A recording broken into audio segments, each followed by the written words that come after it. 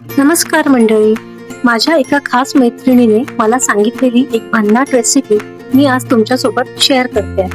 तर त्यासाठी लागणारं साहित्य आपण बघूया.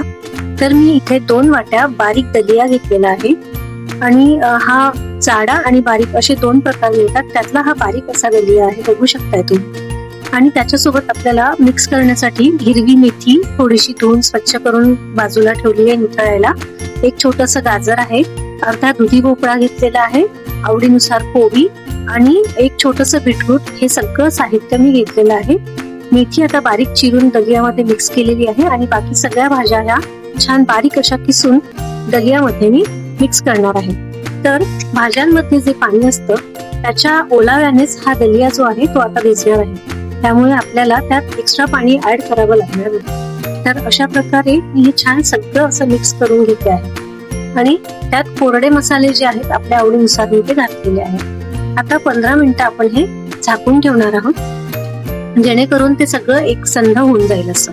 आणि आता 15 मिनिटांनंतर हे सर्व मिश्रण मऊ झालेलं आहे.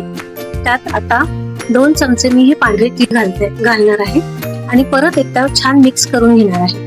आता एका साईडला मी गॅसवरती एका कढईमध्ये पाणी गरम करायला ठेवलेलं आणि एका चाळणीला तेल लावून त्यावर ह्या मिश्रणाचे मुठ्ठे तयार करून मी वाफवायला ठेवणार आहे. तर हे मुठ्ठे आपल्याला जसे पाहिजे, ज्या आकारात पाहिजे आपण त्या आकारात ते बनवून ठेवू शकतो. छोट्या छोट्या टिक्की जरी बनवून ठेवल्या ना तरी त्या सुद्धा छान होतील. तर अशा प्रकारे मी हाताने आकार देऊन छोटे छोटे असे मुठ्ठे तयार करून घेते आहे. आणि तुम्ही बघू शकता मी हातानेच असं साधे बनवते आहे. तुम्ही छोटे, पातळ, मोठे असं कुठल्याही प्रकारे तुम्ही बनवून ठेवू शकता. तर अशा प्रकारे सर्व मुठ्ठे माझे तयार आहेत. आता हे सगळे मुठ्ठे मी 15 मिनिटासाठी या कढईमध्ये वाफ आणायला ठेवणार आहे. 15 मिनिटानंतर गॅस बंद करून घेऊ आणि एकदा टूथपिकने चेक करू. तर ही बघा, टूथपिक एकदम क्लीन निघालेली आहे, याचा अर्थ आपले मुठ्ठे छान झालेले आहेत. आता यांना थंड होऊ दे आणि थंड झाल्यानंतर याचे आपण छोटे छोटे काप करून घेऊ. अशा प्रकारे मी हे याचे काप करून घेतले आहेत, बघू शकता.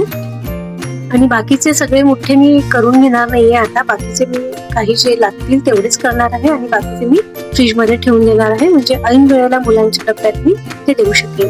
आणि बाकीचे मुठ्ठे आता काप करून घेणार आहे.